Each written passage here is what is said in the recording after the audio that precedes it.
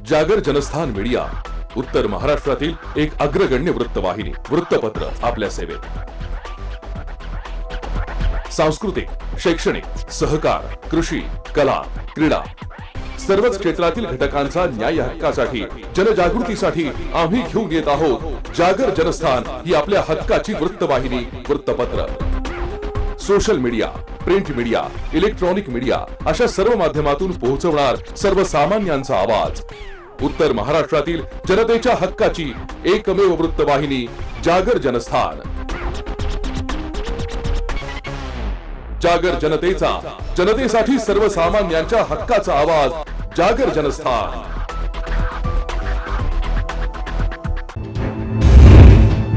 नमस्कार, मी सुनील शिंदे। जागर जनस्थानच्या बुलेटिन मध्ये आपलं स्वागत आहे। आपण घेतोय दिवसभरातील घडामोडींचा सविस्तर आढावा।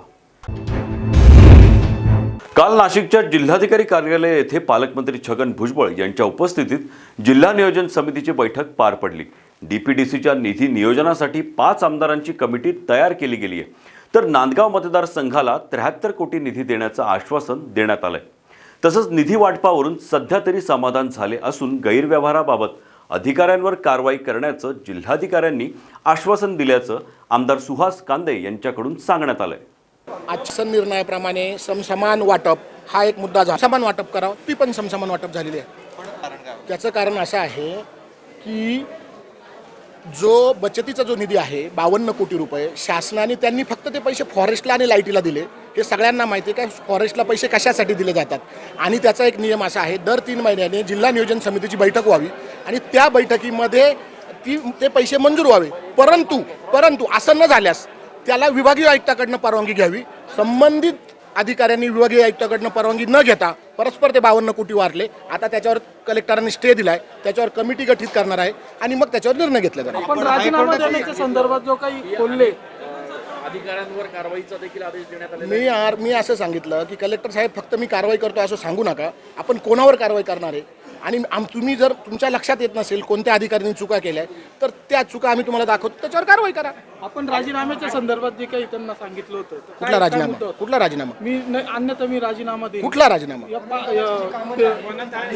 वन तळ्या संदर्भातले ज्या वर्क ऑर्डर होत्या त्या रद्द केल्या, ज्या वन तळ्याच्या ज्या ऑर्डर दिल्या होत्या त्या रद्द केल्या, त्याच्यावर एक आमदारांची कमिटी गठीत केली आणि त्याच्यानंतर मग पुढे निर्णय होईल असं सांगितलं गेलं। म्हणजे थोडक्यात माझ्या ज्या मागण्या होत्या त्या पूर्ण झाल्या। आता हायकोर्टातील याचिकाच्या बाबत काय होईल? हायकोर्टातल्या याचिकेच्या बाबतीत मी आता इथून ती जे हे असतं इतिवृत्त असतं त्यांचं जे लिहिलेलं असतं, आपण त्याला काय मिनिट्स बुक, ते घेऊन मी हायकोर्टाला सांगेल की हायकोर्टातली याचिका मागे घेणार आपण थोडक्यात। अरे मी हायकोर्टाला सांगेल की न्यायालयीन असताना सुद्धा हे मंजूर केलं म्हणून। कुठल्या प्रकारची जे प्रकरण नियमबाह्य असतील ते मी दायित्व दिले कोर्टाला। जे प्रकरण जे नियमबाह्य होते, जे प्रकरण नियमात होते ते नाही, जे प्रकरण मी कोर्टाला सांगितले ते जर कलेक्टर साहेबांनी जर ते मंजूर केले तर मी त्याचं इतिवृत्त घेऊन हायकोर्टाला दाखविल आणि त्याच्यावर स्टे आणील। आजच्या बैठकीत असं काही घडलं नाही। जे नियमात असेल तेच होईल असं कलेक्टरांनी मला प्रॉमिस केलं। तुम्हाला काय वाटतं की याच्यानंतर ते प्रकरण घुसवले जातील असं वाटतं आपल्याला? असं वाटलं तर आपण इथेच आहोत, परत घेऊ, परत जाऊ। मला सांगता नाही, पण माझी स्वतःची ही तक्रार आहे आणि माझ्या तक्रारीचं आदरणीय कलेक्टर साहेबांनी निरसन केलं। मला समसमान वाटपमध्ये 73 करोड रुपये द्यायचं कबूल केलं। बचत निधीच 52 कोटी होता, त्यापैकी 32 कोटी रुपये 30 कोटी रुपये याला दिले फॉरेस्टला आणि 10 कोटी रुपये लाईटीला दिले, मी हायमास्कला दिले। मी त्यांना सांगितलं की हे चुकीचं आहे। मी तेच सांगतोय की हा जो निधी आहे बचतीचा निधी, हा जर दर 3 महिन्याने जर जिल्हा नियोजन समितीची बैठक नाही झाली तर हा निधी वितरित करण्यासाठी विभागीय आयुक्तांची परवानगी घ्यावी लागते। तशी परवानगी घेतलेली नाही, त्यामुळे त्या कामांना कलेक्टर साहेबांनी स्टे दिला। वादावर पडला असं म्हणायचं। वादावर पडला का परमेश्वराला माहिती। नगर उत्थानचा जो निधी आहे त्याच्यात 105 कोटीपर्यंत वाढ केली। नगर उत्थानच्या निधीमध्ये 34 कोटी रुपये हे कलेक्टरला त्याचे अधिकार आहेत। 34 कोटी रुपये बजेट आहे, 34 कोटी रुपयाचं नगर उत्थानमध्ये, ह्या बजेटमध्ये डीपीटीसीच्या बजेटमध्ये, आणि 1.5 पट वाढवण्याचे कलेक्टरांना आदेश आहे। म्हणजे टोटल 52 करोड रुपये होतात। परंतु माझं असं निदर्शनास आलंय का 102 कोटी रुपयाच्या प्रमा झालेल्या आहेत। ज्या प्रमा एक्स्ट्रा झाल्या असतील त्या रद्द होतील असं मला आदरणीय कलेक्टर साहेबांनी सांगितलं। मी विचारलं त्यांना कोणाच्या, ते काही अजून सांगितलं नाही त्यांनी, मी आरोप केला। जिल्हा अधिकाऱ्यांनी मला आश्वासन दिलं नियमबाह्य काम होणार नाही, जे झालं असेल त्याच्यावर स्टे होईल। पालकमंत्री काय म्हणले? पालकमंत्र्यांची माझी चर्चाच नाही झाली। बैठकीमध्ये ते पण होते ना, हो बैठकीत होते पण चर्चा करू. आरोप आपला आज ती चर्चा झालीच नाही पालकमंत्र्यांच्या बरोबर. पालकमंत्र्यांनी मला असं सांगितलं की सुहास, जे काही नियमबाह्य असेल ते नियमबाह्य आपण आज थांबू आणि त्याच्यावर एक कमिटी तयार करू, आणि ते जर नियमबाह्य असेल तर ते थांबून घेऊ, त्या वर्क ऑर्डर आणि त्या प्रशासकीय मान्यता रद्द करू. न्यायप्रविष्ट बाबींवरती चर्चा होईल. माझं समाधान आता तोंडी झालेलं आहे. ज्यावेळेस प्रॅक्टिकल होईल, उतरेल, खरंच तसं होईल त्यावेळेस माझं समाधान होईल. नाहीतर न्यायालयीन लोकशाहीप्रमाणे आंदोलन करण्यासाठी, न्यायालयीन प्रक्रियेसाठी मी मोकळा आहे. असतं की त्याला 300 कोटी रुपये जिल्हा परिषदलाच जातात, बाकीचे पैसे आदिवासीला जातात. म्हणजे बजेटमध्ये तरतुदी वेगवेगळ्या हेडला पैसे जातात, आणि जे 200 कोटी रुपये उरले त्यापैकी मला जे दिले ते समसमान वाटप आहे. आता पूर्वी घेतलं जात नव्हतं म्हणून मी कोर्टात गेलो होतो, म्हणून मी आदरणीय मुख्यमंत्र्यांकडे तक्रार केली. पण आज शब्द दिलाय की म्हणजे ही जी आहे याच्यात 5 आमदारांची कमिटीज नेमणार आहे, आणि ते आमदारच निर्णय घेतील. आता जिल्हाधिकारी आणि अन्य कोणी निर्णय घेणार नाही, कमिटीज निर्णय घेईल. कुठलाही जिल्हा नियोजन समितीवर 5 आमदारांची एक कमिटी तयार होणार आहे, आणि त्या कमिटीच सगळा निर्णय घेईल, कामं वाटपाचा निर्णय घेईल. शिवसेनेचे आमदार सुहास कांदे आणि पालकमंत्री छगन भुजबळ यांच्यातील निधी वाटपातील वादामुळे चर्चेत आलेली जिल्हा नियोजन समितीची बैठक काल झाली. सत्ताधारी शिवसेना आमदार सुहास कांदे यांच्या नाराजीनंतर जिल्ह्यातील अजून एक विरोधी आमदार MIMचे मौलाना मुफ्ती मोहम्मद इस्माईल यांनीही तीव्र नाराजी व्यक्त केली आहे. आमदारों को पैसा देती है उनकी कॉन्स्टिट्यूंसी में काम के लिए. मैं मालेगांव सेंट्रल से हूँ, मालेगांव मध्य से. आज तक मुझको 1 रुपया दिया नहीं गया है. तो मैं अंदर थोड़ी देर बैठ के बाहर आ गया कि जब 1 रुपया भी मिलता नहीं है तो अंदर बैठ कर के क्या करेंगे. अगर नहीं आते हैं तो हम पर ये इल्ज़ाम आता है कि नियोजन समिति की मीटिंग में नहीं आते, तो कहाँ से इनको फंड मिलेगा. हमने पाठ पुरावा किया, हम 2 साल से निधि मांग रहे हैं, 1 रुपया भी निधि दी नहीं गई. आपने डिमांड नहीं किया? मैं थोड़ा लेट आया था. इंसाफ की बात यह है कि मैं थोड़ा लेट आया था, आमदार लोगों के बोलने का समय ख़त्म हो गया था. लेकिन क्या है कि आपने सुना कि जो आमदार लोग हैं उनका भी यही बोलना है कि निधि मिलती नहीं. और ज़िला परिषद के जो भी सदस्य थे उन्होंने भी कि 4 साल से पाठ पुरावा कर रहे हैं, 4 साल से पाठ पुरावा करने के बाद भी पैसे नहीं मिलते. लेकिन इसमें जिम्मेदार कौन है इसके लिए? जिम्मेदार जो है, जो जिला अधिकारी है, पालक मंत्री है, और उनके हाथ के नीचे काम करने वाले जो लोग हैं वही लोग ये सब वाटअप करते, उनका काम है. अभी आप तो बोल रहे हैं आप MIM के, लेकिन शिवसेना के जो आमदार है सुहास कांदे, वो भी तो यही बोल रहे हैं कि निधि नहीं है. नहीं, मैं अपने एहसास का इजहार कर रहा. जी. उनको कहीं न पिछले 2 सालों में मिला है कुछ न कुछ. हाँ. हमको नहीं मिला है, इसलिए मैं ये बोलता हूँ कि शायद हमको पराया समझा जाता है. इस बिना पर जो है हम अपोजिशन में है, इसलिए हमारे साथ अन्याय हो रहा है. आपने कौन से काम मांग की थी? हर साल मांग करते. क्या है, हमको लोगों ने वोट दिया है जी. और वोट मांगने का वक्त आएगा, फिर हम लोगों के दरमियान जाएंगे. लोग हमसे पूछेंगे कि 5 साल में आपने क्या किया. जाहिर बात है, हम अपने घर के पैसे से तो विकास का काम नहीं कर सकते. विकास के काम के लिए सरकार पैसे देंगे तो काम होगा. आप मुख्यमंत्री जी से बात नहीं की? पाठ पुरावा किया, मंत्री से बात की, नगर विकास में बात की, सभी लोगों से बात करते. काम ही वही है हमारा. बम्बई गए, नासिक आए, तो कोई बम्बई नासिक ससुराल तो है नहीं जी. जी. कि हम वहाँ पर आए चलो बैठ के खाना वाना खा के चले जाएंगे. हम आते हैं इसीलिए कि विकास के लिए निधी मिले, कामकाज हो. शुक्रवारी मालेगावमध्ये झालेली दंगल ही एका विशिष्ट पक्षाने केली आहे. आत्ता त्याचं नाव घेणे उचित नाही, परंतु चौकशीमध्ये हे सर्व समोर येईल असा मोठा दावा मालेगाव मध्य विधानसभा मतदारसंघाचे MIMचे आमदार मौलाना मुफ्ती यांनी केलाय. शुक्रवारी त्रिपुरा येथे झालेल्या घटनेचा निषेध करण्यासाठी रजा अकादमीच्या वतीनं संपूर्ण राज्यात बंदचं आयोजन करण्यात आलं होतं. या काळात शुक्रवारी संध्याकाळच्या सुमारास मालेगाव पोलिसांवर तसंच दुकानांवर दगडफेक करून दहशत माजवण्याचा प्रयत्नही करण्यात आला. या प्रकरणी अटकसत्र सुरू करण्यात आलंय. मालेगाव हिंसाचार प्रकरणी मालेगाव मध्य विधानसभा मतदारसंघाचे आमदार मुफ्ती मौलाना यांनी मोठा दावा केलाय. शुक्रवारी मालेगावमध्ये जी दंगल झाली ती पूर्वनियोजित होती. काही विशिष्ट पक्षाच्या लोकांनी ही दंगल घडवून आणली आहे. याबाबत राष्ट्रवादीचे नेते नवाब मलिक यांनी देखील काही खुलासे केलेत. मौलाना यांनी कोणत्याही पक्षाचं नाव घेण्याचं टाळलं असलं तरी या दंगली करून राज्यात सरकार बरखास्त करण्याच्या हालचाली असल्याची पुष्टी मात्र त्यांनी केली आहे. त्यामुळे चांगलीच खळबळ उडाली आहे. मालेगांव में शुक्रवार को दंगा कराने की कोशिश की गई, दंगा हुआ नहीं. कोशिश ये थी कि हिंदू मुस्लिम दंगा हो जाए। 1986 से मैं और मेरे साथी इस बात की कोशिश कर रहे हैं कि मालेगांव में दंगा नहीं होना चाहिए। 26 अक्टूबर 2001 का फसाद हुआ। 2001 के फसाद में बहुत नुकसान हुआ, लेकिन उस वक्त से मालेगांव के लोगों ने ये तय कर लिया कि कुछ भी हो जाए दंगा नहीं होने देना। 2006 में बम ब्लास्ट हुआ, आपको मालूम है। 2008 का बम ब्लास्ट हुआ, आपको मालूम है। लेकिन रोड पर आकर के पुलिस जीप में बैठ करके लाउड स्पीकर से हमने दोनों समाज के लोगों से अपील की कि दंगा नहीं होना चाहिए, और नहीं हुआ जी। अभी भी जो है दंगा कराने की पूरी प्लानिंग थी, पूरी कोशिश थी। किसकी? नवाब मलिक साहब ने प्रेस कॉन्फ्रेंस के अंदर इस बात का उन्होंने ऐलान बताया, इजहार किया कि पूरे महाराष्ट्र के अंदर दंगा कराने के लिए कुछ सियासी पार्टियों ने कुछ तंजीमों को सुपारी दी। ये आपके माध्यम से स्टेट के लोगों तक ये बात पहुंची है। उन्होंने कहा कि मेरे पास इसके पूरे प्रूफ हैं। मालेगांव में भी इस बात को महसूस किया जा रहा है कि रज़ा एकेडमी की तरफ से जो है बंद का आह्वान था, ऑल इंडिया सुन्नी जमीयतुल उलमा की तरफ से बंद का आह्वान था, और बंद पूरा शांतिपूर्ण था। निवेदन देने के बाद वो लोग वापस अपने घर चले गए थे। कुछ सियासी पार्टी के कार्यकर्ता लोगों ने रोड पर आ कर के जो भी उन्होंने चीख पुकार की, झाड़ फोड़ की, दगड़ फेंक किया, बस स्टेशन को तोड़ने फोड़ने, वहाँ भी सब कुछ किया। जहाँ ये घटना हुई वहाँ पत्थर नहीं थे, वहाँ पहले रात में ला करके पत्थर डाले गए और ये सब कुछ हुआ। पुलिस डिपार्टमेंट के लोग, नफरी कम थी, 15-17 लोग थे, वो पत्थर खाते रहे, ज़ख्मी होते रहे, लेकिन उन्होंने किसी तरह की फायरिंग नहीं की। हर तरीके से लोगों को समझाते रहे, रोकने की कोशिश करते रहे। आपको बता करके मुझे खुशी होगी कि मालेगांव में हिंसा भड़काने के लिए जितने लोग थे उससे ज़्यादा लोग समझाने वाले थे कि ये अपना शहर है, अपना सिटी है, अपना घर है, अपना कारोबार है। यहाँ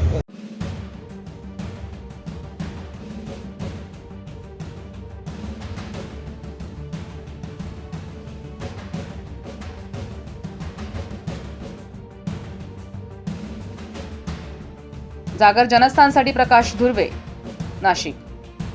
मालेगाव हिंसाचार प्रकरणी रझा अकादमीच्या कार्यालयावर पोलिसांनी छापा टाकून कार्यालयाची झडती घेतली आहे. यावेळी काही महत्त्वाची कागदपत्रे जप्त करण्यात आली आहे. शुक्रवारी त्रिपुरा येथील घटनेच्या निषेधार्थ मालेगाव बंदची हाक देण्यात आली होती. मात्र यावेळेस हिंसाचार झाला होता. या हिंसाचाराच्या विरोधात पोलिसांनी आता कारवाई सुरू केली असून याच धर्तीवर मालेगाव शहरातील रझा अकॅडमीच्या कार्यालयावर पोलिसांनी छापा टाकून कार्यालयाची झाडाझडती घेतली. यावेळेस पोलिसांनी काही कागदपत्र देखील जप्त केली असल्याची माहिती पोलीस सूत्रांनी दिली आहे. त्रिपुरा हिंसाचाराच्या निषेधार्थ शुक्रवारी रझा अकॅडमीनं मालेगाव बंदची हाक दिली होती. त्यावेळेस मोठ्या प्रमाणात दगडफेक, तोडफोड देखील करण्यात आली. पोलिसांनी या प्रकरणी वेगवेगळे 4 गुन्हे दाखल केले असून त्यात रझा अकॅडमीच्या पदाधिकाऱ्यांचा देखील समावेश आहे. आतापर्यंत पोलिसांनी 35 संशयितांना देखील अटक केली आहे. जागर जनस्थानसाठी आमीन शेख, मालेगाव. या बातमीसोबत वेळ झाली का ब्रेकची. आपण कुठेही जाऊ नका, पाहत राहा जागर जनस्थान. या ठिकाणी घोषणा करतो, जे आजपर्यंत तुम्हाला कधी नाशिकमध्ये दिसलं नव्हतं असं चित्र मला तुम्हाला नाशिकमध्ये दाखवायचं होतं. नाशिक मी दत्तक घेतो. तुम्हाला दाखवलं पण. प्रगती करणाऱ्या शहरांमध्ये नाशिकचा 16वा क्रमांक होता. आता एवढ्या सगळ्या गोष्टी केल्यानंतर हाती काय येतो? पराभव. नाशिकचं नाव सुद्धा तुम्ही दत्तक घेताना मग का सुरू केलं नाही? काही जणांच्या मनामध्ये अशी शंका आहे की नाशिकमध्ये शिवसेना राहिली की नाही, शिवसेना मलूल झाली, मग शिवसेना गळपटली. हे बघा ना इकडे. आखाडा नाशिक महानगरपालिकेचा लवकरच आपला जागर जनस्थान वाहिनीवर.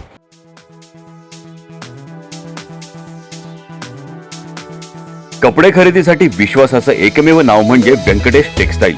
आमच्याकडे होलसेल भावात sari, kurti, leggings, dress material, palazzo, shirt, T shirt, fancy shirt, jeans, kidswear आणि मेन्सवेअर उपलब्ध आहेत.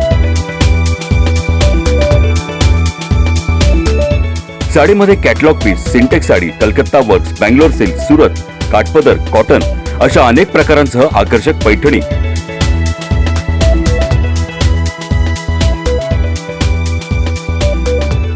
नवरीसाठी स्पेशल शालू योग्य भावात उपलब्ध आहे.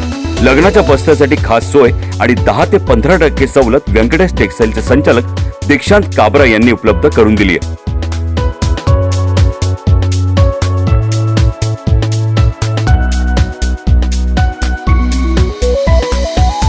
व्यंकटेश टेक्सटाईलला एकदा अवश्य भेट द्या आणि खास सवलतीसह आपली खरेदी करा, तेही अगदी माफक दरात. आमचा पत्ता व्यंकटेश टेक्सटाईल, मंडलिक माळासमोर, पाटाच्या शेजारी, Makhmalabad road, RTO link road, Panchavati, Nashik. Prana the Healing Tree, an exclusive center for children with special needs and patients with post-COVID complications as well as those suffering from stress, anxiety, depression and panic attacks. Service available: Ayurveda treatment, homeopathy treatment, audiology and speech therapy, animal assistant therapy, physiotherapy, yoga session, occupational therapy, aromatherapy. Address: first floor, Anand Kunji apartment, opposite Sankaracharya Nyas, near Old Gangapur Naka, Gangapur Road, Nashik, 422003. Contact 8010179220.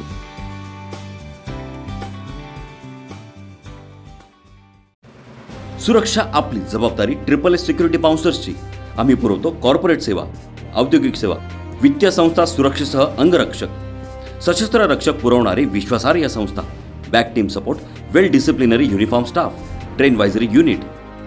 मुख्य कार्यालय 4 Ambika apartment, साधू वासवानी मार्ग, Holaram colony, Nashik. 422-002. दूरध्वनी 0253 231 5052. गणेश 7218 65600.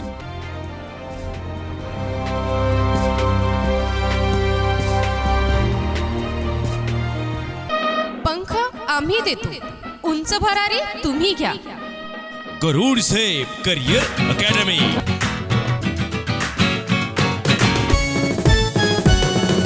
गरुड झेप career academy, वैशिष्ट्य आमचे हो खास. MPSC SRPF स्पर्धा परीक्षा एकच घ्या.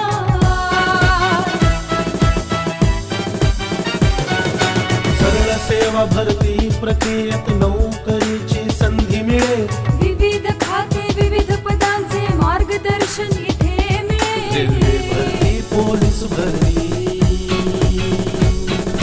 सिलेक्शन इथे होती. रेल्वे भरती, पोलीस भरती, सिलेक्शन इथे होती. भविष्य उज्ज्वल घडविण्या कटिबद्ध आम्ही. पंखाचे उंच भरारी घ्या तुम्ही, उंच भरारी घ्या तुम्ही.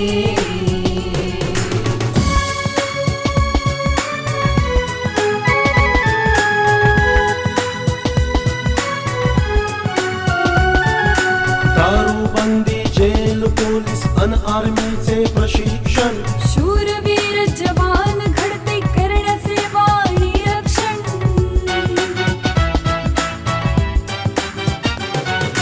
तज्ञ शिक्षक, सर्व सुविधा अन राहण्याची सोय इथे. शिस्तबद्ध चाले प्रशिक्षण, नसे काही उणीव इथे. गरुडचे अशी मारा, ही आयुष्याचे सोन करा. गरुडचे अशी मारा, ही आयुष्याचे सोन करा. भविष्य उज्ज्वल घडविण्या कटिबद्ध आम्ही. पंखाचे उंच भरारी घ्या तुम्ही, उंच भरारी घ्या तुम्ही, उंच भरारी घ्या तुम्ही.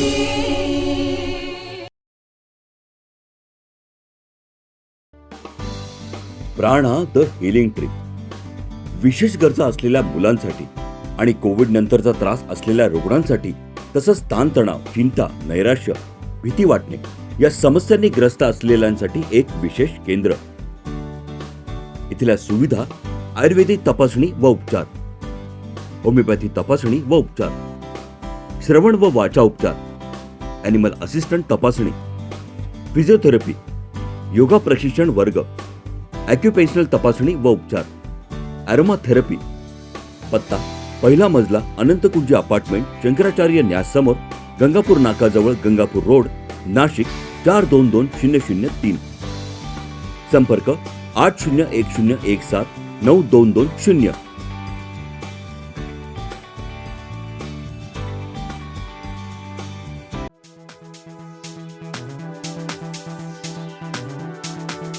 कपडे खरेदीसाठी विश्वासाचं एकमेव नाव म्हणजे व्यंकटेश टेक्सटाईल. आमच्याकडे होलसेल भावात sari, kurti, leggings, dress material, palazzo, shirt, T shirt, fancy shirt, jeans, kidswear आणि मेन्सवेअर उपलब्ध आहे.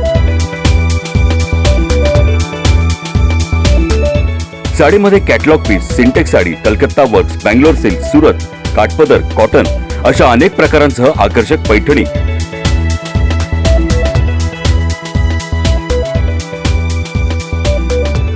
नवरीसाठी स्पेशल शालू योग्य भावात उपलब्ध आहे. लग्नाच्या बस्त्यासाठी खास सोय आणि 10 ते 15% सवलत व्यंकटेश टेक्सटाईलचे संचालक दीक्षांत काबरा यांनी उपलब्ध करून दिली आहे.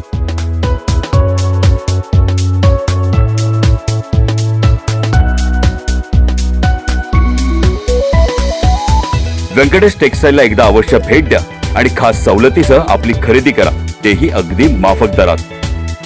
आमचा पत्ता व्यंकटेश टेक्सटाईल, मंडलिक माळासमोर, पाटाच्या शेजारी, Makhmalabad road, RTO link road, Panchavati, Nashik. या ठिकाणी घोषणा करतो, जे आजपर्यंत तुम्हाला कधी नाशिकमध्ये दिसलं नव्हतं असं चित्र मला तुम्हाला नाशिकमध्ये दाखवायचं होतं. नाशिक मी दत्तक घेतो. तुम्हाला दाखवलं पण. प्रगती करणाऱ्या शहरांमध्ये नाशिकचा 16वा क्रमांक होता. आता एवढ्या सगळ्या गोष्टी केल्यानंतर हाती काय येतो? पराभव. नाशिकचं नाव सुद्धा तुम्ही दत्तक घेताना मग का सुरू केलं नाही? काही जणांच्या मनामध्ये अशी शंका आहे की नाशिकमध्ये शिवसेना राहिली की नाही, शिवसेना मलूल झाली, मग शिवसेना गळपटली. हे बघा ना इकडे. आखाडा नाशिक महानगरपालिकेचा लवकरच आपला जागर जनस्थान वाहिनीवर. नमस्कार, ब्रेकनंतर आपलं स्वागत. शिवसेना नाशिक जिल्हा मध्यवर्ती कार्यालय येथे शिवसेना प्रमुख बाळासाहेब ठाकरे यांच्या 9व्या स्मृती दिनानिमित्त अभिवादन करण्यात आलंय. शिवसेना नाशिक जिल्हा मध्यवर्ती कार्यालय येथे शिवसेना प्रमुख बाळासाहेब ठाकरेंना 9व्या स्मृतिदिनानिमित्त अभिवादन करण्यात आलंय. यावेळी सर्व शिवसैनिकांनी बाळासाहेब ठाकरे यांच्या प्रतिमेस पुष्पहार अर्पण करत अभिवादन केलंय. याप्रसंगी महानगर प्रमुख सुधाकर बडगुजर यांनी बाळासाहेबांच्या आठवणींना उजाळा दिलाय. निमित्तानं त्या बाळासाहेबांच्या स्मृतींना उजाळा सर्व शिवसैनिकांनी दिला आहे. यामध्ये अभिवादन करून एक शिवसैनिकामध्ये आशीर्वाद घेऊन एक शिवसेना मार्गक्रम करत असते आणि गेल्या 66 वर्षापासून शिवसेना बाळासाहेबांच्या विचाराने धगधगत आहे. आज 9वा स्मृतिदिन जरी असला तरी बाळासाहेबांच्या आठवणी आजच्या दिनी निश्चितपणाने येतात. सर्व शिवसैनिक हे हेलावून निघतात आणि त्यांच्या स्मृतींना उजाळा देत असते आणि त्यांचे आशीर्वाद घेऊन शहरामध्ये शिवसेनेची चळवळ निर्माण करत असते आणि निश्चितपणाने बाळासाहेबांचे आशीर्वाद प्रत्येक शिवसैनिकांना आहे आणि शिवसेनेचं काम करण्यासाठी एक उत्साह मिळत असतो. बाळासाहेबांसारखी ऊर्जा शिवसैनिकांमध्ये कायम राहो आणि शिवसेना पक्षासाठी सर्वांनी एकजुटीने सोबत राहून बाळासाहेबांसारखं वागण्याचं काम करण्याची ऊर्जा कायम राहण्याची भावना माजी मंत्री बबन घोलप यांनी व्यक्त केली आहे. प्रमुख हिंदू हृदय सम्राट बाळासाहेब ठाकरे यांचा 9वा स्मृती दिन आहे. या निमित्तानं मुंबईमध्ये, नाशिकमध्ये, संपूर्ण देशामध्ये हा स्मृती दिन आदरातिथ्यानं मनवला जातो. नतमस्तक होऊन साहेबांना आदरांजली वाहिली जाते आणि त्यांचं स्वप्न पूर्ण करण्याची शपथ सगळे शिवसैनिक घेतात. असा हा आजचा दिवस आहे आणि त्यानिमित्तानं त्यांच्या स्मृतीला उजाळा देण्यासाठी मी परमेश्वराला विनंती करेल की त्यांना सद्गती दिलेलीच आहे, त्याच्यामध्ये वृद्धी कर आणि आम्हा सगळ्यांना बळ दे. त्यांच्यासारखं वागायचं, त्यांच्यासारखं लढायचं अशी परमेश्वराकडे विनंती. यावेळी शिवसेना महानगर प्रमुख सुधाकर बडगुजर, विरोधी पक्षनेते अजय बोरस्ते, गटनेते विलास शिंदे, खासदार हेमंत गोडसे, विजय करंजकर, वसंत गीते, विनायक पांडे तसंच सर्व शिवसैनिक, महिला आघाडीचे कार्यकर्ते उपस्थित होते.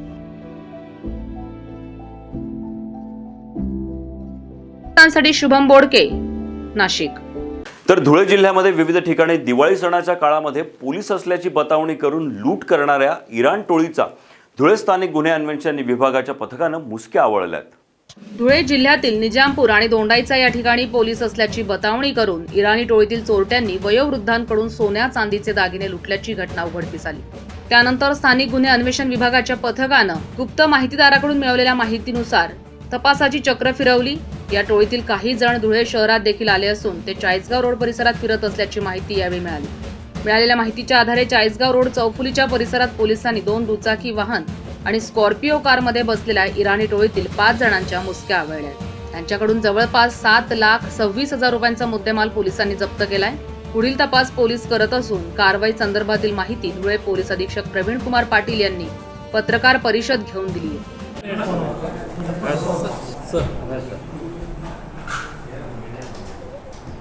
धुळे जिल्ह्यात स्थानिक गुन्हे अन्वेषण शाखेने पोलीस बतावणी करून नागरिकांची लूटमार करणाऱ्या गुन्हेगारांची गँग पकडलेली आहे. याच्यामध्ये चालू वर्षामध्ये धुळे जिल्ह्यामध्ये फेब्रुवारी महिन्यात 1, जून महिन्यामध्ये 1, त्याच्यानंतर ऑक्टोबर महिन्यामध्ये 1 आणि आत्ता नोव्हेंबर महिन्यामध्ये असे 2 गुन्हे, असे एकूण 5 गुन्हे धुळे जिल्ह्यामध्ये दाखल होते. याच्यातले जे आरोपी आहेत ते मुख्यत्वे करून ज्येष्ठ नागरिकांना टार्गेट करत होते. ज्येष्ठ नागरिकांच्या समोर जाऊन तिथं ते CIDचे पोलीस आहेत, ते लोकल क्राईम ब्रँचचे पोलीस आहेत, अशा पद्धतीने त्यांची ओळख करून द्यायचे आणि आपल्याला माहीत नाही का इथं चोरी होते, हे तुमचे सगळे दागिने ते व्यवस्थित ठेवा, रुमालात ठेवा. रुमालात ठेवण्यासाठी ते त्यांना सांगायचे आणि तेवढ्या ठेवण्यासाठी मदत करत असताना हातचालकी करून ते दागिने लंपास करायचे आणि नंतर त्या व्यक्तीच्या लक्षात यायचे की रुमालामध्ये आपले दागिने नाहीत म्हणून. हा अतिशय कॉम्प्लिकेटेड असा डिटेक्शनचा गुन्हा होता. याच्यामध्ये खूप मेहनत करावी लागली, याच्यामध्ये खूप गोष्टींचा अभ्यास करावा लागला आणि ह्या 5 गुन्ह्यांचा एकत्रित अभ्यास केल्यानंतर, तांत्रिक विश्लेषण केल्यानंतर अनेक गोष्टी आमच्यासमोर आल्यात आणि त्याच्यात ही गँग आमच्यासमोर आलेली आहे. याच्यामध्ये आत्ता 5 आरोपी अरेस्ट करण्यात आलेले आहेत. याच्यामध्ये अकबर पठाण, राज मोहम्मद मुनवर अली, अयूब उर्फ भुऱ्या फैयाज शेख इराणी, हे सगळे इराणी मोल्ला श्रीरामपूर, असदुल्ला फैयाज खान आंबिवली कल्याण, शेख इम्रान अब्दुल सलाम मालेगाव, असे 5 आरोपींना अरेस्ट करण्यात आलेली आहे. त्यांच्याकडून 1,25,000चा ऐवज चोरीस गेलं, ते त्यांनी बतावणी करून नेलेले दागिने हस्तगत करण्यात आलेले आहेत. ह्या आरोपींकडून हे धुळे जिल्ह्यातले 5च्या 5 गुन्हे डिटेक्ट झालेले आहेत. यांच्याकडे तपास करत असताना आणखी ह्या आरोपींनी नाशिक आणि नंदुरबार येथे 7 गुन्ह्यांची कबुली दिलेली आहे. नाशिकमधले वडनेर भैरव, इगतपुरी, वावी, घोटी, लासलगाव आणि नंदुरबारमधले उपनगर पोलीस स्टेशन, नंदुरबार शहर पोलीस स्टेशन अशा ठिकाणीसुद्धा या आरोपींनी गुन्हे केलेले आहेत. हे खूप महत्त्वाचं असं डिटेक्शन स्थानिक गुन्हे अन्वेषण शाखेच्या पोलीस निरीक्षक बुधवंत आणि त्यांच्यासोबतचे API Prakash Patil, PSI Yogesh Raut, Balasaheb Suryavanshi, police head constable Sanjay Patil, Shrikant Patil, Prabhakar Baisane, Prakash Sonar सने केलेला आहे. मी या सगळ्या टीमचं अभिनंदन करतो. यापुढे नागरिकांना जर कुणी मी पोलीस आहे, मी CID पथकातील कर्मचारी आहे असं सांगून फसवणूक करत असल्याची माहिती मिळाली तर त्वरित जवळील पोलीस ठाण्याशी संपर्क साधावा. तसंच नागरिकांनी आपली काळजी घ्यावी असं आवाहन देखील पोलीस अधीक्षकांनी केलंय. नागरिकांना विनंती देखील करतो की आपल्याला असा कुठला प्रसंग आला, कुठे कोणीतरी आपल्याला पोलीस आहे किंवा CIDचा ऑफिसर आहे किंवा कस्टमचा ऑफिसर आहे किंवा क्राईम ब्रँचचा कर्मचारी अधिकारी आहे असं सांगून जर आपल्याला बतावणी करत असेल, आपली दिशाभूल करत असेल, आपल्याला काही चांगल्या गोष्टी सांगून आपल्याकडचे दागिने काढून ठेवायला सांगत असेल, रुमालात बांधून ठेवायला सांगत असेल तर त्याला कृपा करून बळी पडू नका. थोडासा विचार करा की हा नक्की आपली फसवणूक करून आपले दागिने तर लंपास करत नाही ना याची खात्री करा. कारण पोलीस असं तुम्हाला कुठेही थांबवत नाहीत किंवा असं विचारणा करत नाहीत. त्याबाबत थोडं खात्री करूनच आपण निर्णय घ्यायला पाहिजे आणि अशा लोकांच्या हातात आपले दागिने द्यायला नाही पाहिजे. जागर जनस्थानसाठी नागिंद मोरे, धुळे. महाराष्ट्र राज्य परिवहन महामंडळ कर्मचारी यांच्याकडून संपूर्ण महाराष्ट्रभर होत असलेल्या संपास राष्ट्रीय मजदूर सेना नंदुरबार तर्फे पाठिंबा दर्शवण्यात आला आहे. महाराष्ट्र राज्य परिवहन महामंडळ कर्मचाऱ्यांकडून संपूर्ण महाराष्ट्रभर होत असलेल्या संपाला राष्ट्रीय मजदूर सेनेतर्फेही पाठिंबा दर्शवण्यात आलाय। एसटी कर्मचाऱ्यांच्या मागण्यांचा राज्य सरकारनं सहानुभूतीपूर्वक विचार करावा आणि एसटीचं शासनात विलिनीकरण करावं अशी मागणी राष्ट्रीय मजदूर सेनेच्या वतीनंही करण्यात आली आहे। तसंच जर शासनानं या मागण्या मान्य केल्या नाहीत तर 22 नोव्हेंबरला रास्ता रोको आंदोलन करण्याचा इशाराही राष्ट्रीय मजदूर सेनेचे जिल्हाध्यक्ष मनुभाऊ वनाजी बिराडे यांच्याकडून देण्यात आला।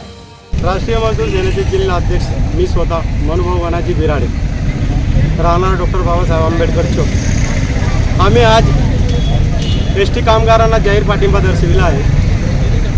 जर त्यांच्या मागण्या पूर्ण झाल्या नाहीत तर आम्ही प्राध्यापक जोगेंद्रजी कवाडे खासदार, माजी खासदार यांच्या नेतृत्वामध्ये संपूर्ण महाराष्ट्रभर मोर्चे आंदोलन करू आणि यांना न्याय मिळाला नाही तर आम्ही दिनांक 22 तारखेला सोमवारी देवळफळी भागात राष्ट्रीय महामार्ग 6 वर रास्ता रोको आंदोलन करणार आहोत हे निश्चित।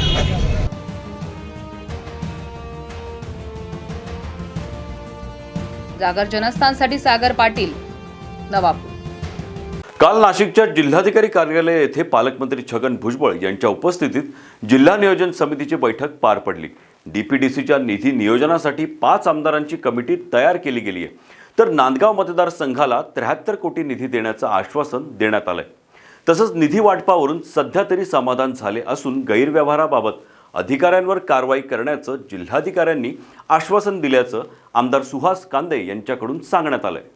आजच्या निर्णयाप्रमाणे समसमान वाटप हा एक मुद्दा झाला। समान वाटप करावं, ती पण समसमान वाटप झालेली आहे। त्याचं कारण असं आहे की जो बचतीचा जो निधी आहे 52 कोटी रुपये शासनाने त्यांनी फक्त ते पैसे फॉरेस्टला आणि लाईटीला दिले।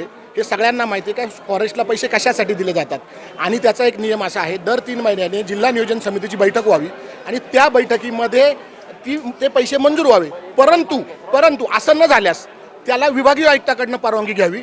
संबंधित अधिकाऱ्यांनी विभागीय आयुक्ताकडनं परवानगी न घेता परस्पर ते 52 कोटी वारले। आता त्याच्यावर कलेक्टरांनी स्टे दिलाय, त्याच्यावर कमिटी गठीत करणार आहे आणि मग त्याच्यावर निर्णय घेतला जाणार। आपण राजीनामा देण्याच्या संदर्भात जो काही बोलले अधिकाऱ्यांवर कारवाईचा देखील आदेश देण्यात आले। मी असं सांगितलं की कलेक्टर साहेब फक्त मी कारवाई करतो असं सांगू नका, आपण कोणावर कारवाई करणार आहे आणि तुम्ही जर तुमच्या लक्षात येत नसेल कोणत्या अधिकाऱ्यांनी चुका केल्या तर त्या चुका आम्ही तुम्हाला दाखवतो, त्याच्यावर कारवाई करा।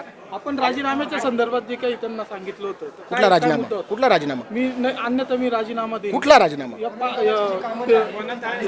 वनतळ्या संदर्भातले ज्या वर्क ऑर्डर होत्या त्या रद्द केल्या, ज्या वनतळ्याच्या ज्या ऑर्डर दिल्या होत्या त्या रद्द केल्या, त्याच्यावर एक आमदारांची कमिटी गठीत केली आणि त्याच्यानंतर मग पुढे निर्णय होईल असं सांगितलं गेलं।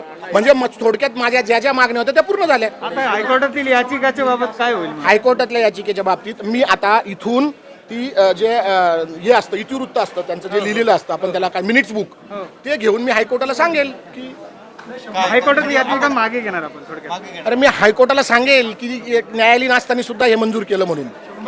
कुठल्या प्रकारची जे प्रकरण नियमबाह्य असतील ते मी दायित्व दिले कोर्टाला। जे प्रकरण जे नियमबाह्य होते, जे प्रकरण नियमात होते ते नाही, जे प्रकरण मी कोर्टाला सांगितले ते जर कलेक्टर साहेबांनी जर ते मंजूर केले तर मी त्याचं इतिवृत्त घेऊन हायकोर्टाला दाखवील आणि त्याच्यावर स्टे आणील।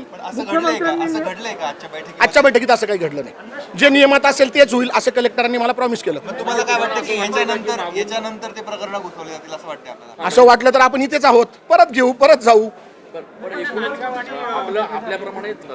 मला सांगता नाही पण माझी स्वतःची ही तक्रार आहे आणि माझ्या तक्रारीचं आदरणीय कलेक्टर साहेबांनी निरसन केलं। मला समसमान वाटपमध्ये 73 करोड रुपये द्यायचं कबूल केलं। बचत निधीच 52 कोटी होता, त्यापैकी 32 कोटी रुपये 30 कोटी रुपये याला दिले फॉरेस्टला आणि 10 कोटी रुपये लाईटीला दिले, मी हायमास्कला दिले। मी त्यांना सांगितलं की हे चुकीचं आहे। मी तेच सांगतोय की हा जो निधी आहे बचतीचा निधी हा जर दर 3 महिन्याने जर जिल्हा नियोजन समितीची बैठक नाही झाली तर हा निधी वितरित करण्यासाठी विभागीय आयुक्तांची परवानगी घ्यावी लागते। तशी परवानगी घेतलेली नाही, त्यामुळे त्या कामांना कलेक्टर साहेबांनी स्टे दिला। वादावर पडला असं म्हणायचं? वादावर पडला का परमेश्वराला माहिती। नगर उत्थानचा जो निधी आहे त्याच्यात 105 कोटीपर्यंत वाढ केली। नगर उत्थानच्या निधीमध्ये 34 कोटी रुपये हे कलेक्टरला त्याचे अधिकार आहेत। 34 कोटी रुपये या बजेट आहे, 34 कोटी रुपयाचं नगर उत्थानमध्ये ह्या बजेटमध्ये डीपीटीसीच्या बजेटमध्ये आणि 1.5 पट वाढवण्याचे कलेक्टरांना आदेश आहे। म्हणजे टोटल 52 करोड रुपये होतात। परंतु माझं असं निदर्शनास आलंय का 102 कोटी रुपयाच्या प्रमा झालेल्या आहेत ज्याप्रमाणे एक्स्ट्रा झाल्या असतील त्या रद्द होतील असं मला आदरणीय कलेक्टर साहेबांनी सांगितलं. मी विचारलं त्यांना कोणाच्या, ते काही अजून सांगितलं नाही त्यांनी. मी आरोप केला. आश्वासन दिलं की नियमबाह्य काम होणार. जिल्हा अधिकाऱ्यांनी मला आश्वासन दिलं नियमबाह्य काम होणार नाही, जे झालं असेल त्याच्यावर स्टे होईल. पालकमंत्री काय म्हणले? पालकमंत्र्यांची माझी चर्चाच नाही झाली. बैठकीमध्ये ते पण होते ना? हो बैठकीत होते पण चर्चा करू. आरोप आपला आज ती चर्चा झालीच नाही पालकमंत्र्यांच्या बरोबर. पालकमंत्र्यांनी मला असं सांगितलं की सुहास, जे काही नियमबाह्य असेल ते नियमबाह्य आपण आज थांबू आणि त्याच्यावर एक कमिटी तयार करू आणि ते जर नियमबाह्य असेल तर ते थांबून घेऊ, त्या वर्क ऑर्डर आणि त्या प्रशासकीय मान्यता रद्द करू. माझं समाधान आता तोंडी झालेलं आहे. ज्यावेळेस प्रॅक्टिकल होईल, उतरेल, खरंच तसं होईल त्यावेळेस माझं समाधान होईल. नाहीतर न्यायालयीन लोकशाहीप्रमाणे आंदोलन करण्यासाठी न्यायालयीन प्रक्रियेसाठी मी मोकळा आहे. असतं की त्याला 300 कोटी रुपये जिल्हा परिषदलाच जातात, बाकीचे पैसे आदिवासीला जातात. म्हणजे बजेटमध्ये तरतुदी वेगवेगळ्या हेडला पैसे जातात आणि जे 200 कोटी रुपये उरले त्यापैकी मला जे दिले ते समसमान वाटप आहे. आता पूर्वी घेतलं जात नव्हतं म्हणून मी कोर्टात गेलो होतो, म्हणून मी आदरणीय मुख्यमंत्र्याकडे तक्रार केली. आज शब्द दिलाय की म्हणजे ही जी आहे याच्यात 5 आमदारांची कमिटीच नेमणार आहे आणि ते आमदारच निर्णय घेतील. आता जिल्हा अधिकारी आणि अन्य कोणी निर्णय घेणार नाही, कमिटीच निर्णय घेईल. कुठलाही जिल्हा नियोजन समितीवर 5 आमदारांची एक कमिटी तयार होणार आहे आणि त्या कमिटीच सगळा निर्णय घेईल, कामं वाटपाचा निर्णय घेईल. शिवसेनेचे आमदार सुहास कांदे आणि पालकमंत्री छगन भुजबळ यांच्यातील निधी वाटपातील वादामुळे चर्चेत आलेली जिल्हा नियोजन समितीची बैठक काल झाली. सत्ताधारी शिवसेना आमदार सुहास कांदे यांच्या नाराजीनंतर जिल्ह्यातील अजून एक विरोधी आमदार MIMचे मौलाना मुफ्ती मोहम्मद इस्माईल यांनीही तीव्र नाराजी व्यक्त केली आहे. आमदारों को पैसा देती है उनकी कॉन्स्टिट्यूंसी में काम के लिए. मैं मालेगांव सेंट्रल से हूँ, मालेगांव मध्य से. आज तक मुझको 1 रुपया दिया नहीं गया है. तो मैं अंदर थोड़ी देर बैठ के बाहर आ गया कि जब 1 रुपया भी मिलता नहीं है तो अंदर बैठ करके क्या करेंगे. अगर नहीं आते हैं तो हम पर ये इल्ज़ाम आता है कि नियोजन समिति की मीटिंग में नहीं आते, तो कहाँ से इनको फंड मिलेगा. हमने पाठ पुरावा किया, हम 2 साल से निधि मांग रहे हैं, 1 रुपया भी निधि दी नहीं गई. आपने डिमांड नहीं किया? मैं थोड़ा लेट आया था. इंसाफ की बात यह है कि मैं थोड़ा लेट आया था, आमदार लोगों के बोलने का समय ख़त्म हो गया था. लेकिन क्या है कि आपने सुना कि जो आमदार लोग हैं उनका भी यही बोलना है कि निधि मिलती नहीं. और ज़िला परिषद के जो भी सदस्य थे उन्होंने भी कि 4 साल से पाठ पुरावा कर रहे हैं, 4 साल से पाठ पुरावा करने के बाद भी पैसे नहीं मिलते. लेकिन इसे जिम्मेदार कौन है इसके लिए? जिम्मेदार जो है, जो ज़िला अधिकारी है, पालक मंत्री है और उनके हाथ के नीचे काम करने वाले जो लोग हैं वही लोग ये सब वाटअप करते हैं, उनका काम है. अभी आप तो बोल रहे हैं आप MIM के, लेकिन शिवसेना के जो आमदार है सुहास कांदे वो भी तो यही बोल रहे कि निधि नहीं मिला. नहीं, मैं अपने एहसास का इजहार कर रहा. जी, उनको कहीं न पिछले 2 सालों में मिला है कुछ न कुछ. हमको नहीं मिला है, इसलिए मैं ये बोलता हूँ कि शायद हमको पराया समझा जाता है. इस बिना पर जो है हम अपोजिशन में है, इसलिए हमारे साथ अन्याय हो रहा है. आपने कौन से काम मांग की थी? हर साल मांग करते. क्या है, हमको लोगों ने वोट दिया है जी, और वोट मांगने का वक्त आएगा फिर हम लोगों के दरमियान जाएंगे. लोग हमसे पूछेंगे कि 5 साल में आपने क्या किया. जाहिर बात है हम अपने घर के पैसे से तो विकास का काम नहीं कर सकते. विकास के काम के लिए सरकार पैसे देंगे तो काम होगा. आप मुख्यमंत्री जी से बात नहीं की? पाठ पुरावा किया, मंत्री से बात की, नगर विकास में बात की, सभी लोगों से बात करते. काम ही वही है हमारा. मुंबई गए, नासिक आए तो कोई मुंबई नासिक ससुराल तो है नहीं जी जी, कि हम वहाँ पर आए चलो बैठ के खाना वाना खा के चले जाएंगे. हम आते हैं इसीलिए कि विकास के लिए निधी मिले, कामकाज हो. शुक्रवारी मालेगावमध्ये झालेली दंगल ही एका विशिष्ट पक्षाने केली आहे. आत्ता त्याचं नाव घेणं उचित नाही, परंतु चौकशीमध्ये हे सर्व समोर येईल असा मोठा दावा मालेगाव मध्य विधानसभा मतदारसंघाचे MIMचे आमदार मौलाना मुफ्ती यांनी केलाय. शुक्रवारी त्रिपुरा येथे झालेल्या घटनेचा निषेध करण्यासाठी रजा अकादमीच्या वतीनं संपूर्ण राज्यात बंदचं आयोजन करण्यात आलं होतं. या काळात शुक्रवारी संध्याकाळच्या सुमारास मालेगाव पोलिसांवर तसंच दुकानांवर दगडफेक करून दहशत माजवण्याचा प्रयत्नही करण्यात आला. या प्रकरणी अटक सत्र सुरू करण्यात आलंय. मालेगाव हिंसाचार प्रकरणी मालेगाव मध्य विधानसभा मतदारसंघाचे आमदार मुफ्ती मौलाना यांनी मोठा दावा केलाय. शुक्रवारी मालेगावमध्ये जी दंगल झाली ती पूर्वनियोजित होती. काही विशिष्ट पक्षाच्या लोकांनी ही दंगल घडवून आणली आहे. याबाबत राष्ट्रवादीचे नेते नवाब मलिक यांनी देखील काही खुलासे केलेत. मौलाना यांनी कोणत्याही पक्षाचं नाव घेण्याचं टाळलं असलं तरी या दंगली करून राज्यात सरकार बरखास्त करण्याच्या हालचाली असल्याची पुष्टी मात्र त्यांनी केली आहे। त्यामुळे चांगलीच खळबळ उडाली आहे। मालेगांव में शुक्रवार को दंगा कराने की कोशिश की गई, दंगा हुआ नहीं। कोशिश ये थी कि हिंदू मुस्लिम दंगा हो जाए। 1986 से मैं और मेरे साथी इस बात की कोशिश कर रहे हैं कि मालेगांव में दंगा नहीं होना चाहिए। 26 अक्टूबर 2001 का फसाद हुआ। 2001 के फसाद में बहुत नुकसान हुआ, लेकिन उस वक्त से मालेगांव के लोगों ने ये तय कर लिया कि कुछ भी हो जाए दंगा नहीं होने देना। 2006 में बम ब्लास्ट हुआ, आपको मालूम है। 2008 का बम ब्लास्ट हुआ, आपको मालूम है। लेकिन रोड पर आकर के पुलिस जीप में बैठ करके लाउड स्पीकर से हमने दोनों समाज के लोगों से अपील की कि दंगा नहीं होना चाहिए, और नहीं हुआ। अभी भी जो है दंगा कराने की पूरी प्लानिंग थी, पूरी कोशिश थी। किसकी? नवाब मलिक साहब ने प्रेस कॉन्फ्रेंस के अंदर इस बात का उन्होंने ऐलान बताया, इजहार किया कि पूरे महाराष्ट्र के अंदर दंगा कराने के लिए कुछ सियासी पार्टियों ने कुछ तंजीमों को सुपारी दी। ये आपके माध्यम से स्टेट के लोगों तक ये बात पहुंची। उन्होंने कहा कि मेरे पास इसके पूरे प्रूफ हैं। मालेगांव में भी इस बात को महसूस किया जा रहा है कि रज़ा एकेडमी की तरफ से जो है बंद का आह्वान था, ऑल इंडिया सुन्नी जमीयतुल उलमा की तरफ से बंद का आह्वान था, और बंद पूरा शांतिपूर्ण था। निवेदन देने के बाद वो लोग वापस अपने घर चले गए थे। कुछ सियासी पार्टी के कार्यकर्ता लोगों ने रोड पर आ कर के जो भी उन्होंने चीख पुकार की, झाड़ फोड़ की, दगड़ फेंक किया, बस स्टेशन को तोड़ने फोड़ने, वहाँ भी सब कुछ किया। जहाँ ये घटना हुई वहाँ पत्थर नहीं थे, वहाँ पहले रात में ला करके पत्थर डाले गए और ये सब कुछ हुआ। पुलिस डिपार्टमेंट के लोग, नफरी कम थी, 15-17 लोग थे, वो पत्थर खाते रहे, ज़ख्मी होते रहे, लेकिन उन्होंने किसी तरह की फायरिंग नहीं की। हर तरीके से लोगों को समझाते रहे, रोकने की कोशिश करते रहे।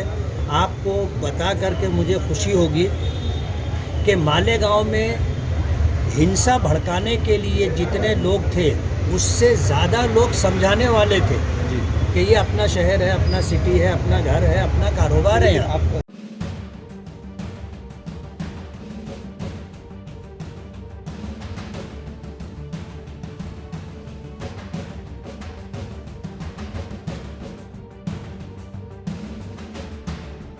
जागर जनस्थानसाठी प्रकाश धुर्वे, नाशिक। मालेगाव हिंसाचार प्रकरणी रझा अकादमीच्या कार्यालयावर पोलिसांनी छापा टाकून कार्यालयाची झडती घेतली आहे। यावेळी काही महत्त्वाची कागदपत्रे जप्त करण्यात आली आहे। शुक्रवारी त्रिपुरा येथील घटनेच्या निषेधार्थ मालेगाव बंदची हाक देण्यात आली होती, मात्र यावेळेस हिंसाचार झाला होता। या हिंसाचाराच्या विरोधात पोलिसांनी आता कारवाई सुरू केली असून याच धर्तीवर मालेगाव शहरातील रझा अकॅडमीच्या कार्यालयावर पोलिसांनी छापा टाकून कार्यालयाची झाडाझडती घेतली। यावेळेस पोलिसांनी काही कागदपत्र देखील जप्त केली असल्याची माहिती पोलीस सूत्रांनी दिली आहे। त्रिपुरा हिंसाचाराच्या निषेधार्थ शुक्रवारी रझा अकॅडमीनं मालेगाव बंदची हाक दिली होती। त्यावेळेस मोठ्या प्रमाणात दगडफेक, तोडफोड देखील करण्यात आली। पोलिसांनी या प्रकरणी वेगवेगळे 4 गुन्हे दाखल केले असून त्यात रझा अकॅडमीच्या पदाधिकाऱ्यांचा देखील समावेश आहे। आतापर्यंत पोलिसांनी 35 संशयितांना देखील अटक केली आहे। जागर जनस्थानसाठी आमीन शेख, मालेगाव। या बातमीसोबत वेळ झाली का ब्रेकची। आपण कुठेही जाऊ नका, पाहत राहा जागर जनस्थान। या ठिकाणी घोषणा करतो, जे आजपर्यंत तुम्हाला कधी नाशिकमध्ये दिसलं नव्हतं असं चित्र मला तुम्हाला नाशिकमध्ये दाखवायचं होतं। नाशिक मी दत्तक घेतो, तुम्हाला दाखवलं पण। प्रगती करणाऱ्या शहरांमध्ये नाशिकचा 16वा क्रमांक होता। आता एवढ्या सगळ्या गोष्टी केल्यानंतर हाती काय येतो? पराभव।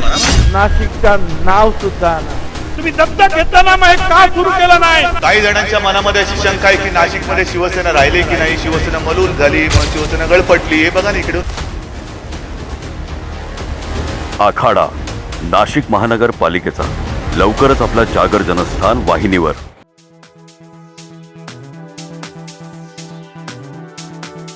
कपडे खरेदीसाठी विश्वासाचं एकमेव नाव म्हणजे व्यंकटेश टेक्सटाईल। आमच्याकडे होलसेल भावात sari, kurti, leggings dress material, palazzo, shirt, T shirt, fancy shirt, jeans, kids wear आणि मेन्स वेअर उपलब्ध आहे.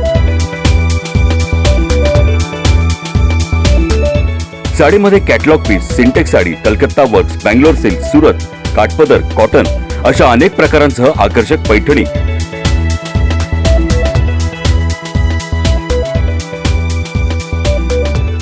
नवरीसाठी स्पेशल शालू योग्य भावात उपलब्ध आहे. लग्नाच्या बस्त्यासाठी खास सोय आणि 10 ते 15% सवलत व्यंकटेश टेक्सटाईलचे संचालक दीक्षांत काबरा यांनी उपलब्ध करून दिली आहे.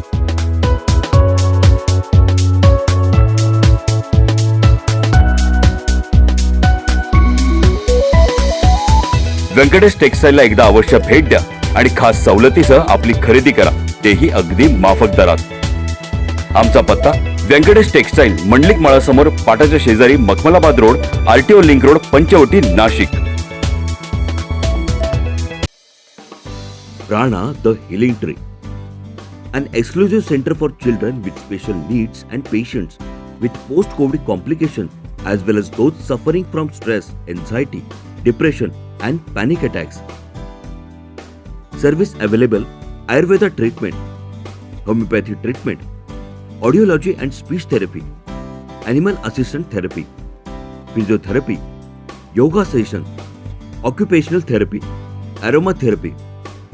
Address: first floor, Anand Kunji apartment, opposite Sankaracharya Nyas, near Old Gangapur Naka, Gangapur Road, Nashik, 422003.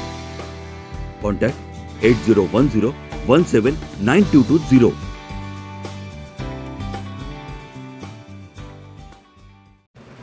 सुरक्षा आपली जबाबदारी. SSS सिक्युरिटी बाउन्सर्सची. आम्ही पुरवतो कॉर्पोरेट सेवा, औद्योगिक सेवा, वित्तीय संस्था, सुरक्षेसह अंगरक्षक, सशस्त्र रक्षक पुरवणारी विश्वासार्ह संस्था, back team support, well disciplinary uniform staff, train वायझरी युनिट. मुख्य कार्यालय 4 अंबिका अपार्टमेंट, साधू वासवानी मार्ग, होलाराम कॉलनी, नाशिक. 422-002. दूरध्वनी 0253 231 5052. गणेश 7218 65600.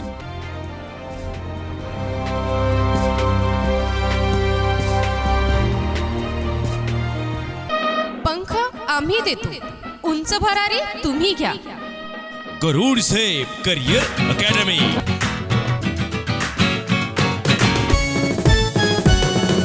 गरुड झेप करियर अकॅडमी, वैशिष्ट्य आमचे हो खास. MPSC, SRPF स्पर्धा परीक्षा एकच घ्या.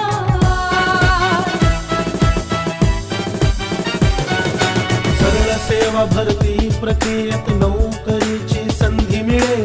विविध खाते, विविध पदांचे मार्गदर्शन इथे मिळेल. रेल्वे भरती, पोलीस भरती, सिलेक्शन इथे होती.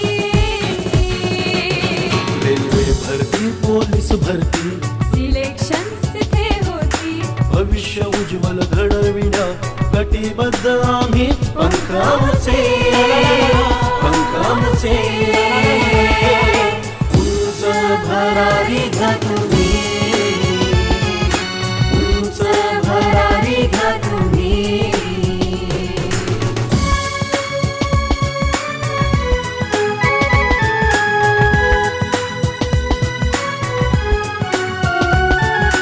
दारूबंदी, जेल, पोलीस अन आर्मीचे प्रशिक्षण. शूरवीर जवान घडते करण्याचे वाणी रक्षण.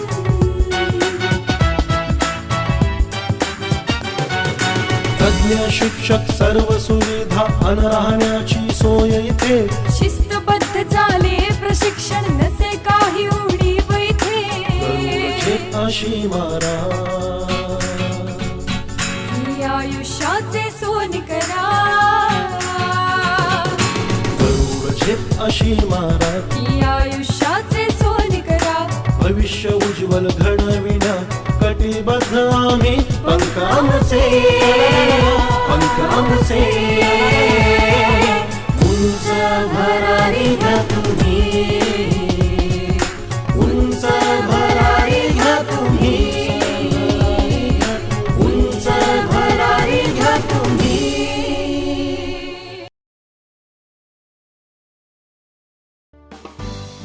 प्राणा द हिलिंग ट्री, विशेष गरजा असलेल्या मुलांसाठी आणि कोविड नंतरचा त्रास असलेल्या रुग्णांसाठी तसंच ताणतणाव, चिंता, नैराश्य, भीती वाटणे या समस्यांनी ग्रस्त असलेल्यांसाठी एक विशेष केंद्र. इथल्या सुविधा आयुर्वेदिक तपासणी व उपचार, होमिओपॅथी तपासणी व उपचार, श्रवण व वाचा उपचार, ॲनिमल असिस्टंट तपासणी, फिजिओथेरपी, योगा प्रशिक्षण वर्ग, ॲक्युपेन्शनल तपासणी व उपचार, ॲरोमा थेरपी. पत्ता पहिला मजला, अनंतकुंज अपार्टमेंट, शंकराचार्य न्यास समोर, गंगापूर नाकाजवळ, गंगापूर रोड, नाशिक 422003. संपर्क 8010179220.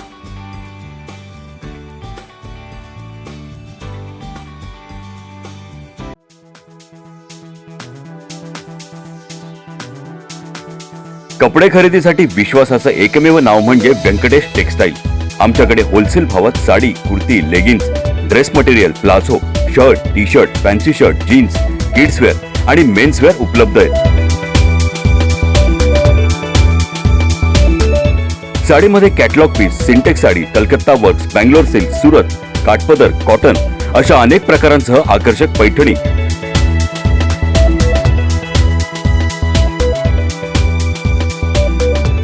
नवरीसाठी स्पेशल शालू योग्य भावात उपलब्ध आहे. लग्नाच्या बस्त्यासाठी खास सोय आणि 10 ते 15% सवलत व्यंकटेश टेक्सटाईलचे संचालक दीक्षांत काबरा यांनी उपलब्ध करून दिली आहे.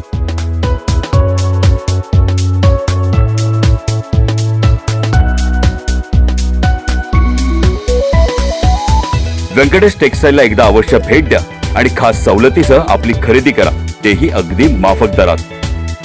आमचा पत्ता व्यंकटेश टेक्सटाईल, मंडलिक माळासमोर, पाटाच्या शेजारी, Makhmalabad road, RTO link road, Panchavati, Nashik. या ठिकाणी घोषणा करतो, जे आजपर्यंत तुम्हाला कधी नाशिकमध्ये दिसलं नव्हतं असं चित्र मला तुम्हाला नाशिकमध्ये दाखवायचं होतं. आजपासून नाशिक मी दत्तक घेतो. तुम्हाला दाखवलं पण. प्रगती करणाऱ्या शहरांमध्ये नाशिकचा 16वा क्रमांक होता. आता एवढ्या सगळ्या गोष्टी केल्यानंतर हाती काय येतो? पराभव. नाशिकचं नाव सुद्धा तुम्ही दत्तक घेताना मग का सुरू केलं नाही? काही जणांच्या मनामध्ये अशी शंका आहे की नाशिकमध्ये शिवसेना राहिली की नाही, शिवसेना मलूल झाली, मग शिवसेना गळपटली. हे बघा ना इकडं. आखाडा नाशिक महानगरपालिकेचा लवकरच आपला जागर जनस्थान वाहिनीवर. नमस्कार, ब्रेक नंतर आपलं स्वागत. शिवसेना नाशिक जिल्हा मध्यवर्ती कार्यालय येथे शिवसेना प्रमुख बाळासाहेब ठाकरे यांच्या 9व्या स्मृती दिनानिमित्त अभिवादन करण्यात आलंय. शिवसेना नाशिक जिल्हा मध्यवर्ती कार्यालय येथे शिवसेना प्रमुख बाळासाहेब ठाकरेंना 9व्या स्मृती दिनानिमित्त अभिवादन करण्यात आलंय. यावेळी सर्व शिवसैनिकांनी बाळासाहेब ठाकरे यांच्या प्रतिमेस पुष्पहार अर्पण करत अभिवादन केलंय. याप्रसंगी महानगरप्रमुख सुधाकर बडगुजर यांनी बाळासाहेबांच्या आठवणींना उजाळा दिलाय. निमित्तानं त्या बाळासाहेबांच्या स्मृतींना उजाळा सर्व शिवसैनिकांनी दिला आहे. यामध्ये अभिवादन करून एक शिवसैनिकामध्ये आशीर्वाद घेऊन एक शिवसेना मार्गक्रम करत असते आणि गेल्या 66 वर्षापासून शिवसेना बाळासाहेबांच्या विचाराने धगधगत आहे. आज 9वा स्मृती दिन जरी असला तरी बाळासाहेबांच्या आठवणी आजच्या दिनी निश्चितपणाने येतात. सर्व शिवसैनिक हे लावून निघतात आणि त्यांच्या स्मृतींना उजाळा देत असते आणि त्यांचे आशीर्वाद घेऊन शहरामध्ये शिवसेनेची चळवळ निर्माण करत असते आणि निश्चितपणाने बाळासाहेबांचे आशीर्वाद प्रत्येक शिवसैनिकांना आहे आणि शिवसेनेचं काम करण्यासाठी एक उत्साह मिळत असतो.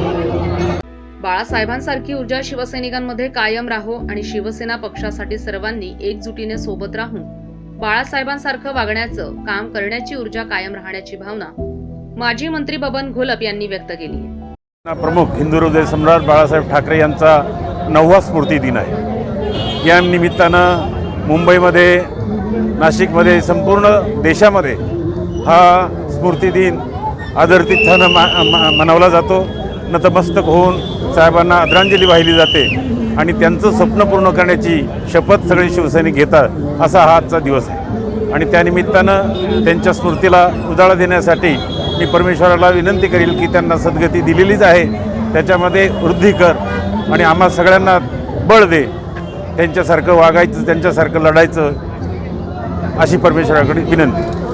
यावेळी शिवसेना महानगर प्रमुख सुधाकर बडगुजर, विरोधी पक्षनेते अजय बोरस्ते, गटनेते विलास शिंदे, खासदार हेमंत गोडसे, विजय करंजकर, वसंत गीते, विनायक पांडे तसंच सर्व शिवसैनिक, महिला आघाडीचे कार्यकर्ते उपस्थित होते.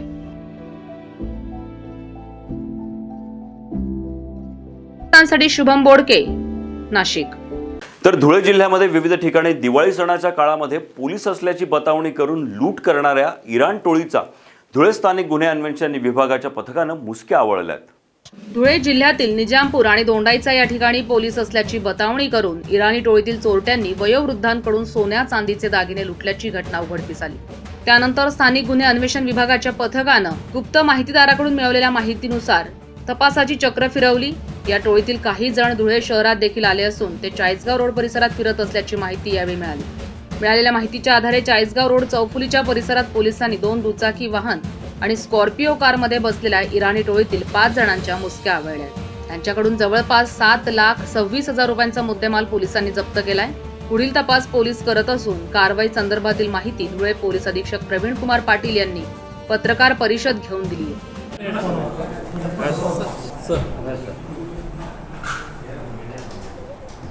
धुळे जिल्ह्यात स्थानिक गुन्हे अन्वेषण शाखेने पोलीस बतावणी करून नागरिकांची लूटमार करणाऱ्या गुन्हेगारांची गँग पकडलेली आहे.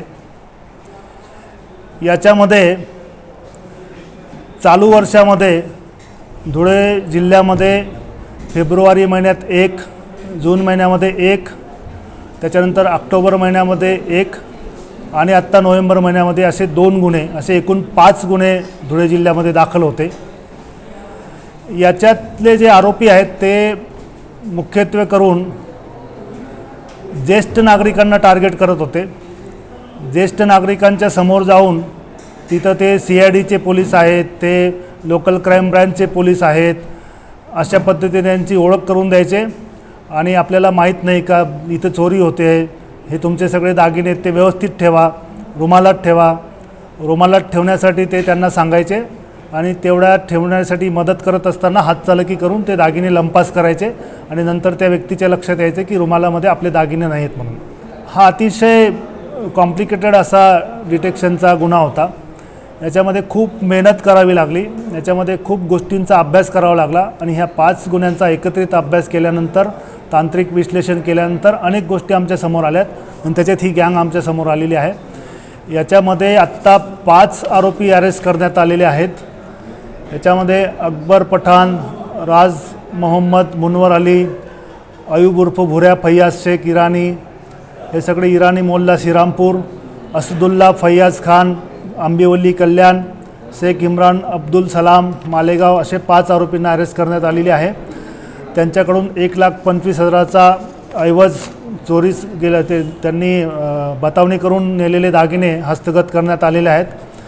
ह्या आरोपींकडून हे धुळे जिल्ह्यातले 5च्या 5 गुन्हे डिटेक्ट झालेले आहेत. यांच्याकडे तपास करत असताना आणखी ह्या आरोपींनी नाशिक आणि नंदुरबार येथे 7 गुन्ह्यांची कबुली दिलेली आहे. नाशिकमधले वडनेर, भैरव, इगतपुरी, वावी, घोटी, लासलगाव आणि नंदुरबारमधले उपनगर पोलीस स्टेशन, नंदुरबार शहर पोलीस स्टेशन अशा ठिकाणी सुद्धा या आरोपींनी गुन्हे केलेले आहेत. हे खूप महत्त्वाचं असं डिटेक्शन स्थानिक गुन्हे अन्वेषण शाखेच्या पोलीस निरीक्षक बुधवंत आणि त्यांच्यासोबतचे API Prakash Patil, PSI Yogesh Raut, Balasaheb Suryavanshi, police head constable Sanjay Patil, Shrikant Patil, Prabhakar Baisane, Prakash Sonar यांनी केलेला आहे. मी या सगळ्या टीमचं अभिनंदन करतो. यापुढे नागरिकांना जर कुणी मी पोलीस आहे, मी CID पथकातील कर्मचारी आहे असं सांगून फसवणूक करत असल्याची माहिती मिळाली तर त्वरित जवळील पोलीस ठाण्याशी संपर्क साधावा. तसंच नागरिकांनी आपली काळजी घ्यावी असं आवाहन देखील पोलीस अधीक्षकांनी केलंय. नागरिकांना विनंती देखील करतो की आपल्याला असा कुठला प्रसंग आला, कुठे कोणीतरी आपल्याला पोलीस आहे किंवा CIDचा ऑफिसर आहे किंवा कस्टमचा ऑफिसर आहे किंवा क्राईम ब्रँचचा कर्मचारी अधिकारी आहे असं सांगून जर आपल्याला बतावणी करत असेल, आपली दिशाभूल करत असेल, आपल्याला काही चांगल्या गोष्टी सांगून आपल्याकडचे दागिने काढून ठेवायला सांगत असेल, रुमालात बांधून ठेवायला सांगत असेल तर त्याला कृपा करून बळी पडू नका. थोडासा विचार करा की हा नक्की आपली फसवणूक करून आपले दागिने तर लंपास करत नाही ना याची खात्री करा. कारण पोलीस असं तुम्हाला कुठेही थांबवत नाहीत किंवा असं विचारणा करत नाहीत. त्याबाबत थोडं खात्री करूनच आपण निर्णय घ्यायला पाहिजे आणि अशा लोकांच्या हातात आपले दागिने द्यायला नाही पाहिजे. जागर जनस्थानसाठी नागिंद मोरे, धुळे. महाराष्ट्र राज्य परिवहन महामंडळ कर्मचारी यांच्याकडून संपूर्ण महाराष्ट्रभर होत असलेल्या संपास राष्ट्रीय मजदूर सेना नंदुरबारतर्फे पाठिंबा दर्शवण्यात आलाय. महाराष्ट्र राज्य परिवहन महामंडळ कर्मचाऱ्यांकडून संपूर्ण महाराष्ट्रभर होत असलेल्या संपाला राष्ट्रीय मजदूर सेनेतर्फेही पाठिंबा दर्शवण्यात आलाय. एसटी कर्मचाऱ्यांच्या मागण्यांचा राज्य सरकारनं सहानुभूतीपूर्वक विचार करावा आणि एसटीचं शासनात विलिनीकरण करावं अशी मागणी राष्ट्रीय मजदूर सेनेच्या वतीनंही करण्यात आली आहे. तसंच जर शासनानं या मागण्या मान्य केल्या नाहीत तर 22 नोव्हेंबरला रास्ता रोको आंदोलन करण्याचा इशाराही राष्ट्रीय मजदूर सेनेचे जिल्हाध्यक्ष मनुभाऊ वनाजी बिराडे यांच्याकडून देण्यात आला. राष्ट्रीय मजदूर सेनेचे जिल्हाध्यक्ष मी स्वतः मनुभाऊ वनाजी बिराडे, राहणार डॉक्टर बाबासाहेब आंबेडकर चौक. आम्ही आज एस टी कामगारांना जाहीर पाठिंबा दर्शविला आहे.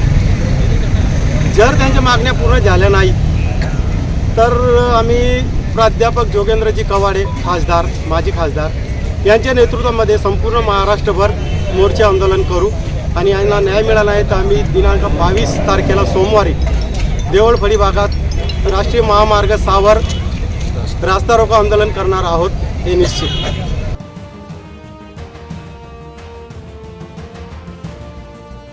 जागर जनस्थानसाठी सागर पाटील, नवापूर.